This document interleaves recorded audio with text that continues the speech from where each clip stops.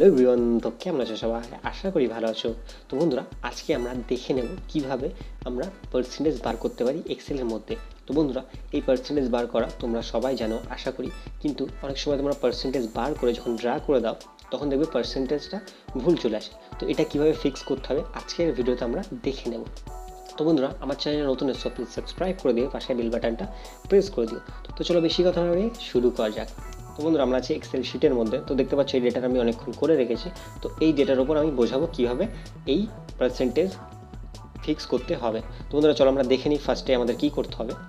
তো এখানে ক্লিক করলাম, ক্লিক করে ইকুয়াল দিলাম, তারপর এই অ্যামাউন্টে ক্লিক করলাম, তারপরে মাল্টিপ্লাই, তারপর 10%, একটা এন্টার দেবো জাস্ট।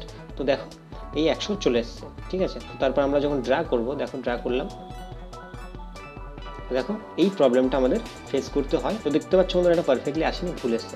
তো আমি এখানে একটা দেখে নিই কি ফর্মুলায় নিয়েছে। এটা ডাবল ক্লিক করলাম, তো দেখো এখানে নিয়েছে D4। তো এখানে নেওয়ার কথা কি ছিল? A4, তাই তো।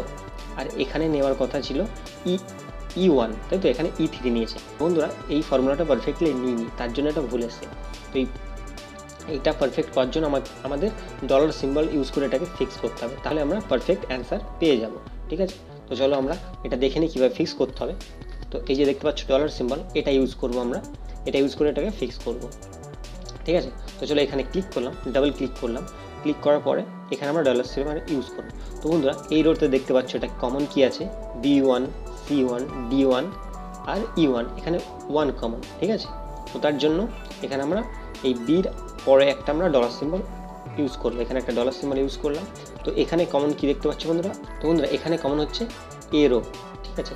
দেখো A2, A3 এগুলো এখানে এটা কমন আছে। তো তার জন্য এর আগে আমরা একটা ডলার সিম্বল ইউজ করবো, ঠিক আছে। তো ঠিক আছে বন্ধুরা, এরপরে যদি এন্টার দিই এই প্রবলেমটা পুরোপুরি ফিক্স হয়ে গেল। এখানে এন্টার দেবো, তারপর দেখো আমরা ড্রা করবো। এবারে দেখো ড্রা করলাম, তারপরে নিচে ড্রা করে দিলাম।